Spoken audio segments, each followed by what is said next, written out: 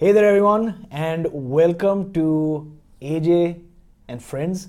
My name is AJ, and I'm the host and founder of the podcast My Seven Chakras, where I help people activate, awaken, and discover the power of their chakras. But today, it's not about that. Today, it's about, in fact, this session is about people, mentors, friends, that I know from the beautiful city of Vancouver, and this is all about me reaching out and engaging and having these wonderful conversations with people that have had an influence on my life. All right, and speaking of influence, today I'm going to introduce you to an amazing person who is Judy Reiman over here, my first guest for this particular series, and I'm going to tell you a bit about her. So Judy is a connected business community builder through her leadership as independent associate with LegalShield. She's a meetup organizer for Kitsilano Business Leaders, which we're going to talk about on today's session since 2010, so it's been a while. And she's also ambassador with the Greater Vancouver Board of Trade's Small Business Council. She actively helps families, business owners, and employees resolve legal issues before they balloon into major headaches and expenses. She has 3 daughters and 6 grandchildren. So, amazing person. I'm going to tell you the backstory pretty soon before we get started with the questions. But first of all, thanks a lot, Judy, for joining me and kick-starting this series. Thank you so much for inviting me. I'm excited. Awesome. Yeah, we're going to have a lot of fun. So, quick backstory. Many of you know that I had done an MBA from the Sauder School of Business at UBC. And when I got started, I'm a newcomer in Vancouver. It's been about almost 5 years now. So comparatively new compared to some other people over here who have been born and brought up in Vancouver. So at that point, I was like, I need to integrate with the community. I need to, go beyond my comfort zone and meet with business professionals and creators and things like that, right? And especially if you do an MBA, they ask you to go out and reach out. And so I was like, I'm not naturally a networker. I wasn't naturally a person who would go to such events and meetups and things like that. But one fine day, I said, let me just see what's out there. And I went online, and lo and behold, I found out about Kits Business Leaders, the event that Judy hosts. It was in the morning, so one of the advantages was that I would wake up as a student, wake up in the morning, which is a great habit. Kickstart your morning. Mm-hmm. The other thing is, have some good conversations with business entrepreneurs and leaders. So I came here. Firstly, I must say that it was a very nice vibe, a lot of good vibrations from all the people that were part of this event, whether you're talking about the volunteers or the participants themselves or Judy herself. And so as a person who was new to networking and someone who had heard about some of the negative experiences of networking, I had a wonderful experience, and I got to meet some amazing people. That was when I was living in Kits, but then I moved to another place, and ever since then I was like, I need to, I want to attend more of these meetings and learn more from Judy. So that is my backstory. But ever since then, from a distance, she's been really inspiring. I always get to see all the amazing events that she has, the amazing people that she brings onto her show, and the influence and the impact that she has created in the entrepreneurial community in Vancouver. And we meet from time to time, but obviously always want to contribute more and add more value to her movement and to her community. So once again, thank you for joining me in this session. So let's get started. Absolutely. Fire away. Fire away. I usually like to say, are you ready to get started? Are you ready to inspire? That's what we say at My Seven Chakras. So are you ready to inspire? I'm ready to communicate. Great, ready to communicate. All right. So let's start with this question that I had in mind. What inspired you to start Kits Business Leaders Meetup? It was the edgy networking arm of the Kitsilano Chamber. Mm-hmm. So the owner of Foot Solutions, Christian Johansson, who was the board chair at that time, we decided that we needed to have something apart from the formal meetings with the kids. Sure. And we decided that we need to learn from each other. Let's get our members meeting informally and learning from each other. So we met over at Calhoun's with just a table of 8 people. Okay. And then it just slowly started gaining traction, and people were offering to speak. Right. Wonderful. So, not sure if you're paying attention, but if you are not, then make sure you're taking notes. I've noted down 2 things. One is you said that we can't do things individually. I mean, individually, we might be really smart, very talented, very gifted, but there's only limited that we can do individually. But when we come together as a group, as a mastermind, we can do so much more. And the other thing is, no matter how small your establishment is right now, or your business is, it might be just 1 person or 8 people. But if the idea is strong and if you're adding value to your community, within a matter of years, you have so many people coming to your events, right? Literally hundreds and hundreds of people become part of this because people love to be part of a positive and transformative energy. I think we have something like 2,300 members on Meetup right now. Well, that's amazing. From 8 to 2,300 and growing continuously. So that's phenomenal. So talk to us about how the idea dawned on you. Like, what was happening? Where were you? What's the story like? Where you said, okay, maybe we should start something more informal where we can get together with other business people. How did that start exactly? I think it's really important to not whine about things that are not happening, moaning about your handicaps, but looking at other ways to overcome them. Right. So with our Kitsilano Chamber, even though it was over 70 years old. 70? Wow, okay. Same as GNF Financial. Okay. And it's a community chamber, so it only had 1.5 paid employees. Okay. So we were looking at, as a board, how can we motivate, get our members more excited and involved, apart from having to take away valuable time from our paid staff. Yeah. And of course, Meetup was just starting to really gain traction at that time. Okay. So that seemed like it was just a blessing from heaven that we could have all of these technical aspects of Meetup and only have to spend, I think it was about $75 every 6 months. Right. Wow, that's amazing. I mean, a couple of things over here. Firstly, we're in an age where you have new platforms and new technologies coming out all the time, whether it's Meetup and Twitter and Instagram. Podcasting is growing really quickly, Facebook Live. And there's always something to say about the first mover advantage, right? I mean, it seems like you were one of the first users, maybe, or one of the first 100 or thousands. Amongst some of the first ones in Vancouver. But you took advantage of that. You saw that as an opportunity to grow. And lo and behold, I mean, I know myself, I've tried starting a Meetup group. It's difficult, but you have 2,300 members. And not only that, you have an active membership.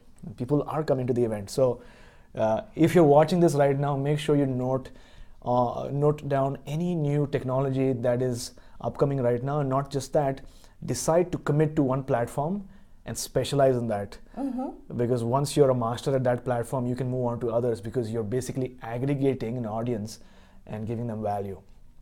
So well, it's also taking a look at what other leaders are doing. Right. And being kind of piggybacking. Yes. And working with them. Yes. So there was Matt Astafan with his internet masterminds, right? Yeah. And George Moen with his Vancouver, what was it?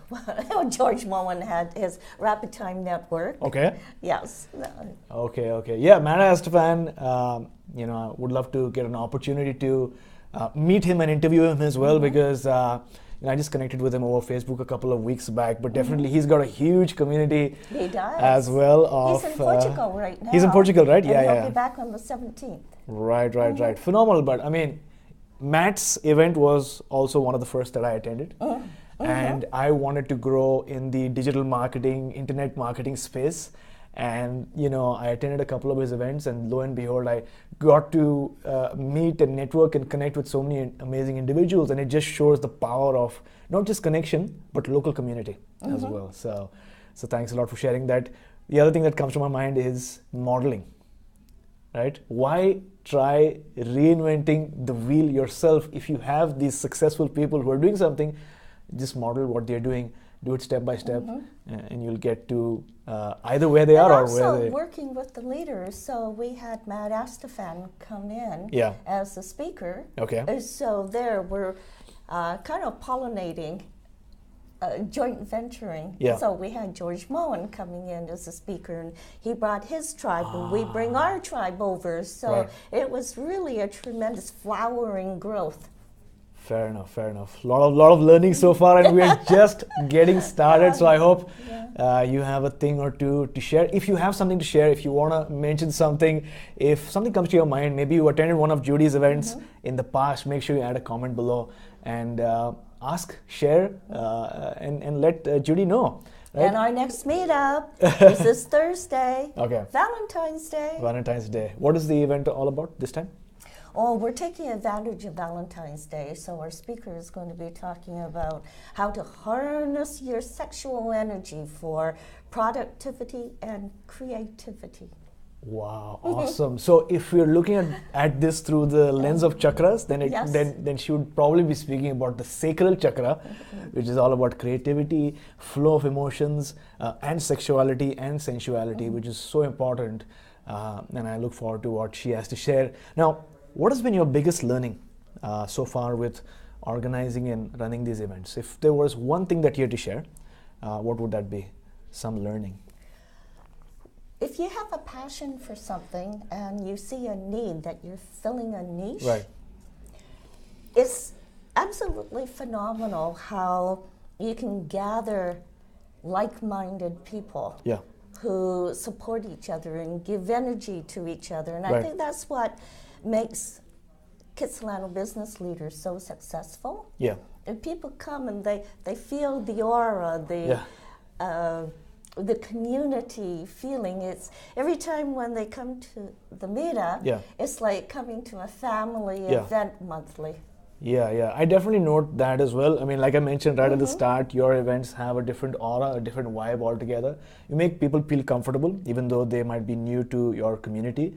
And that's so important. But the other thing is also Vancouver is a small community, right? It's got a small business community. And so you note the same people who keep coming to this event and that event. Like you mentioned, cross-pollination of audiences, which is always good. What has been the best event or the most memorable event so far at Kits Business Leaders? And maybe if you can talk about what made that, memorable and amazing. I can mention too that brought in the most attendees.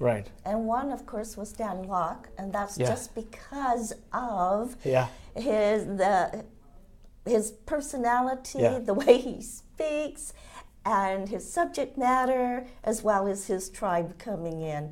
And the other one was Andrew Murdoch, who was unknown, and it was really surprising that his subject matter brought in so many attendees. And he was talking about Hashgraph, Bitcoin, and all of the blockchain. He was trying to explain in more layman terms about blockchain. Okay, got it. So everyone's fascinated about blockchain, right? Blockchain, Bitcoin, Ethereum, and all these different technologies, and how they're going to impact every aspect of our life in the future. So I'm sure that was a fascinating event. And of course, Dan Locke, who does not know Dan Locke, he's such an excellent communicator, leader, marketer, salesperson, everything combined in one. And he's exploded on social media, right? Especially over the last couple of months. Everyone knows him, and it's great to know that Dan Locke is from Vancouver. It's really fascinating watching how he exploded his reputation. Because he attended all of the various meetups, the Vancouver Business Network, and gave away his free books. He worked hard. Yeah, yeah, yeah. You know, people think that all of these leaders, that it just magically happens. Yeah. No, you take Dan Locke, for example. Yeah. From his beginning, he worked hard establishing himself. Really? Yeah, yeah. That's what a lot of people don't see, right? You know, you see They someone just see his success succeed, right now. right? Maybe 1 million followers on Instagram or whatever. You see the success, but not a lot of people see the challenges and the obstacles and the trials and the difficulties and all these things that come out of nowhere sometimes. And the astute marketing that they did. Yes. Yeah. And there again, he joint ventured with Matt Astafan's. So he actually leveraged Matt Astafan's popularity and Matt's tribe in order to explode onto the scene.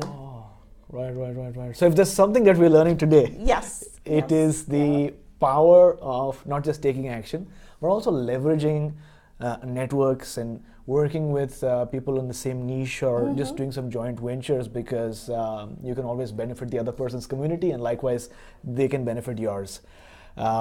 So, you know, it's clear that you're a leader, not just in Vancouver, but beyond that as well.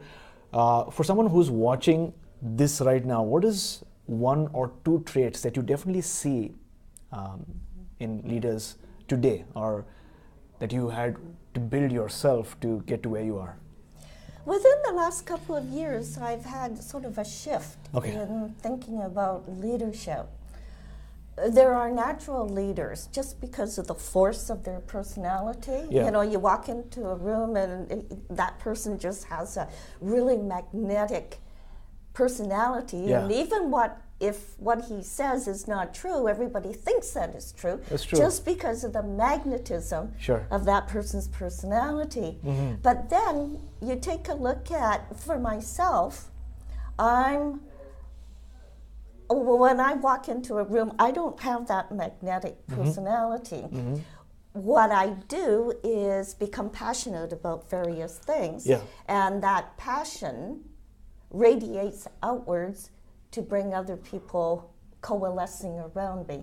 And you can see that happening with mothers against drunk drivers.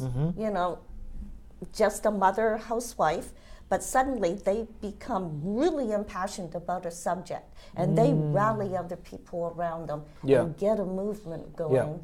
And within the last couple of years, you take a look at the high school students with the mass shooting. And suddenly they have a mission. And they have become very eloquent.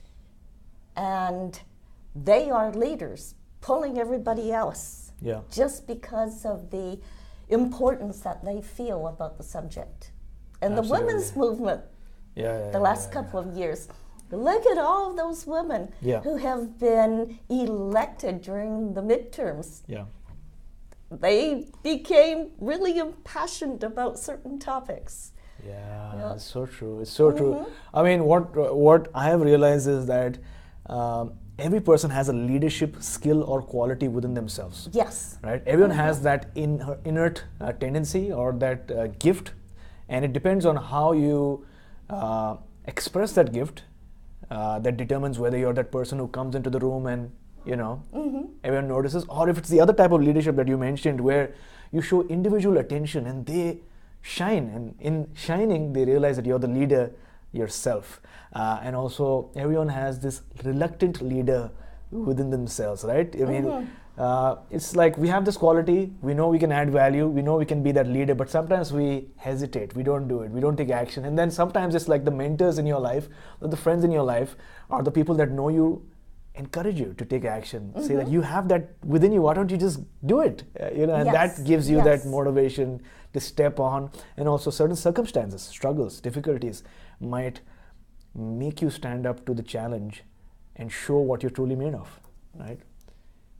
So we're going to take a quick break over here, and we're going to come back and talk about other aspects about leadership, life in Vancouver, and more interesting topics. Talk to you soon. So, Judy, I wanted to ask you, what I've noticed is one clear trait of a leader is the ability to bring together people, organize a group, and get people to maybe take action, right? And I've seen that at your events you have a lot of volunteers, a lot of support people, as well as people planning and helping with the event.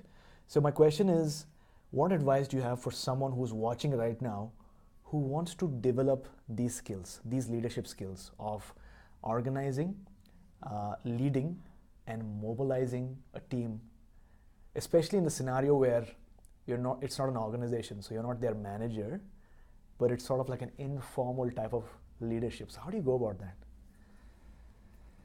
First of all, I think that it's when you're starting a project or an event, finding out who else is interested. Okay. So that you're not doing it alone. Yeah. And then keeping your eyes open. There are always people who will rise to leadership. Yeah. And take a look at who works compatibly with you. Okay. And ask them if they can do a specific job, such as being the reception. Okay. And some people will jump at the chance, and some really? people, well, how much time, etc. Yeah, okay. So work with the willing. Don't force people. Okay. And then another thing is, for example, we've got Robert Peaton from the Greater Vancouver Board of Trade, who is now part sponsor of our Kitsilano Business Leaders Meetup. Okay. And I suggested to him that it would be great if we could thank our speakers with something tangible. Yeah. And he said, I can give right. a gift certificate thanking the speakers, okay. inviting them together with their guests to a specific luncheon. Wow. With the Board of Trade. Right. So that ends up being about $150 or more value. Yeah. So that's a significant thank you to our speakers.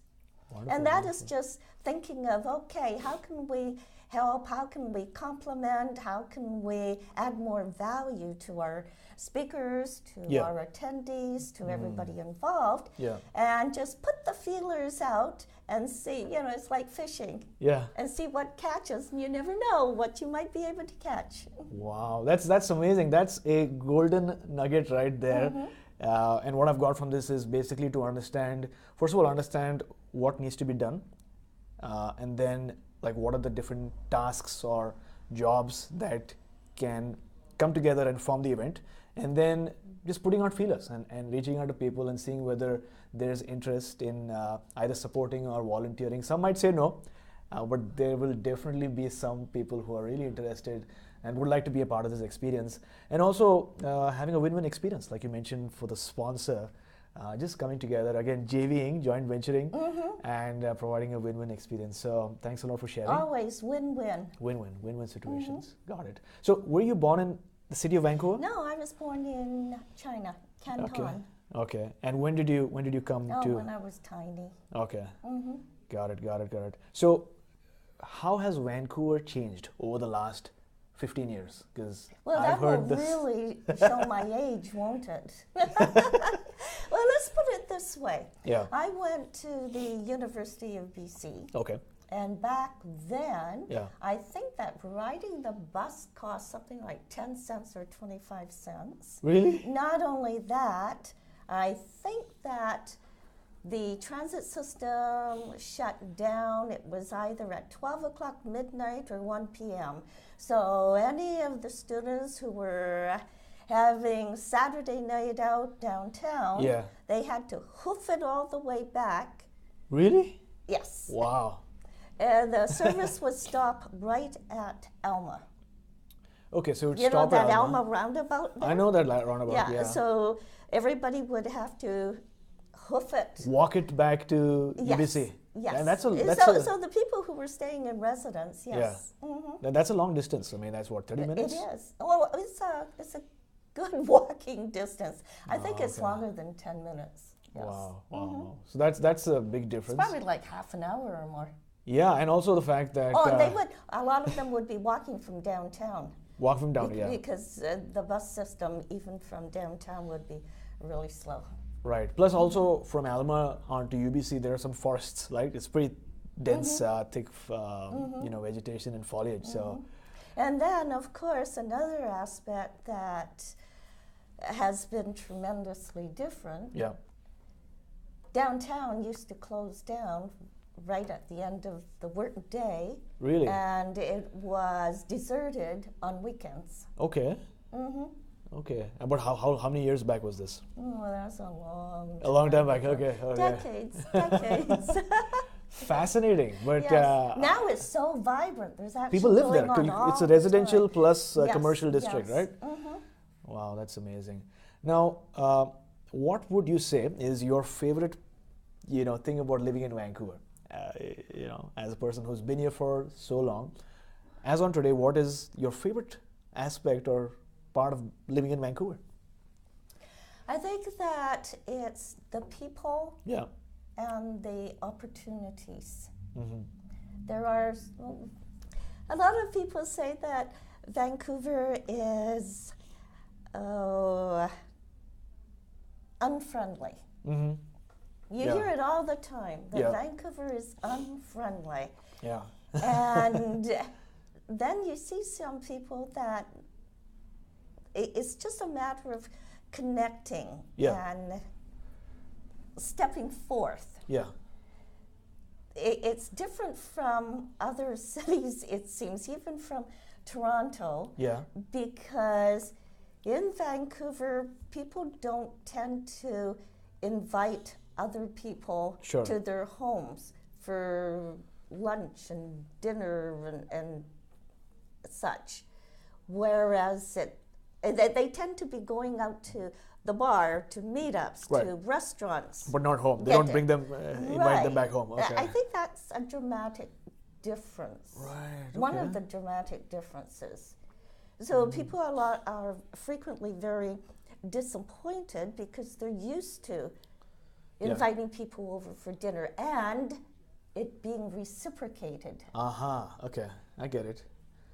Yeah, I think, like every individual is different, every city also has its collective consciousness, right? And there are advantages and there are disadvantages. One quote that I always like to remember is a quote by Wayne Dyer, who obviously is not living right now, but he was a amazing motivational expert as well as someone who spoke at length about manifestation. And what he mentioned was when you change the way you look at things, the things that you look at begin to change as well.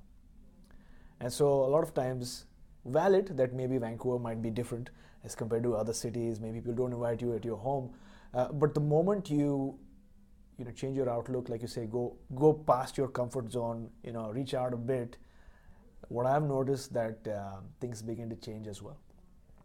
And so that's why I'm doing this series, because I have realized the importance of community and just connecting with like-minded individuals and finding out what areas that I might be able to add value in, and also identifying opportunities for collaboration, which is so important.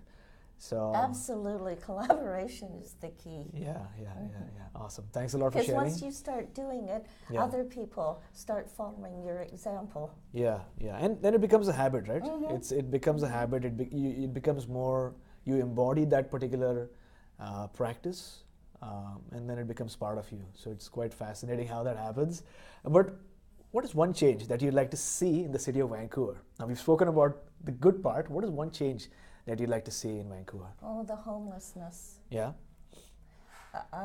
That's the part that really hurts me. Yeah. Because when I was in New York on a visit, I remember being outside of the Tony Awards. Yeah. There were all these limos, and the chauffeurs were lounging beside the limos, and I saw this man lying on the sidewalk with one shoe off and one shoe on, and I felt, oh, that was so bad.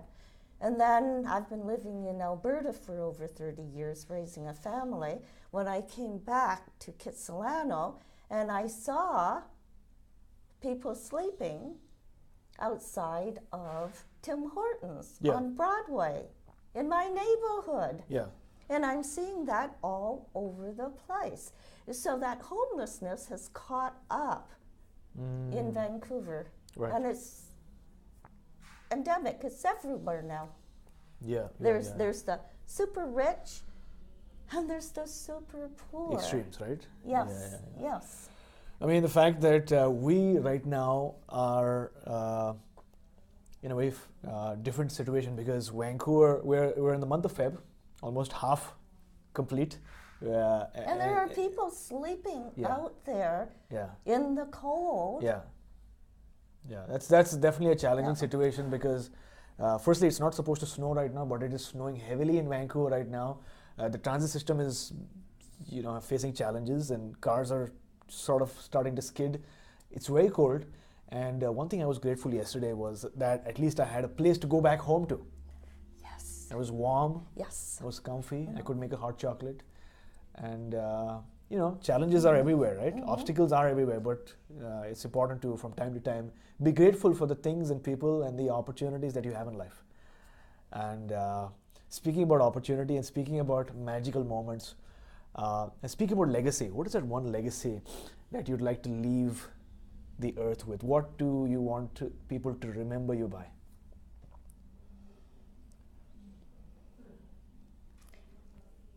Just the happiness of having known me. Yeah. And that I made some little difference in each individual's lives, whether it's very tiny or whether it's just bringing a smile to their face when they remember my name. That's beautiful. Thanks a lot for sharing, and an impact you have made. A lot of people can vouch for this. People who have attended your events, people who have met you, and it just goes to say that you don't have to cure cancer, or you don't have to find a solution to malaria or whatever. Even if you impact a person's life on an individual basis and make them smile, or do that something small for them, make that magical moment for them, you've already sort of left a legacy in a way. So for someone who's watching this show right now, someone who wants to improve their leadership skills, improve their networking skills, become a better leader, what is that one advice you have for them? Networking skills, just put yourself out there, even though it may be a little bit hard, that it's unusual for you to do that. And you also have to find your own comfort level. Not every event is the same. Not all events are populated by the same energy. Yeah. So just move around and give different groups a chance so that you can find the group that has the best energy that envelops you, that makes you feel good, that you want to see the people, and that the people are friendly, so that you're not standing by yourself, that they welcome you, that they come over and talk to you. Wonderful. So 2 things from here. Firstly, like I always talk about on our podcast, My 7 Chakras, keep taking action. When I started my podcast, I was very nervous. I did not consider myself a speaker, but I did it anyway. I thought maybe I'll do 6 episodes or 7 episodes, maybe 10 episodes, and see how it goes. So I kept doing it, and I noticed that I was getting a bit better and better in each episode. And today, till date, I've done 270 episodes. And I tend not to listen to the first few because of the change that has happened. Yes. But it's a process, like you mentioned. And also remember that every meetup group, every networking event is different. Each event has its own subculture, so to speak. Some of them you might go and they'll be like, hey, what do you do? Can I have your business card? And they always want something for you. But obviously there are some events where it's not like that. It's more about giving value. It's more about making the person getting to know you, getting to know you, individual. Yes. And making you feel comfortable before making that ask from you. And so if you haven't been to such an event yet, firstly, don't give up hope. Make sure you keep checking out different events, and most importantly, make sure you attend Judy's next event, which is happening on This Thursday. This Thursday. What is the... Really early in the morning, 7:30 in the morning. 7:30 in the morning. Start your morning once a month. Once in a month. One thing that I feel really proud Yeah. about our Kids Meetup Yeah. is seeing people grow, Yeah. seeing people like you Yeah. and people who are new in the city coming in and slowly getting to know other people, Yeah. and then slowly expanding their reach, making connections, getting jobs, or really getting traction with the employment that they want to grow. And then just seeing them enrich themselves and develop. I love your speaking style and Wow. how Thank you. oh yes, it's been an amazing experience. Well, thank you so much. It was great connecting with you as always, and it was great having you as the first guest on our show, AJ and Friends. I hope you enjoyed it. If you did, then make sure you reach out to me, or maybe reach out to Judy and let her know how amazing she was. If you have something to say, you want to share a comment or an observation, or if you have a question, make sure you add it in the comments below. But until next time, I will talk to you soon, hopefully on episode 2. Talk to you.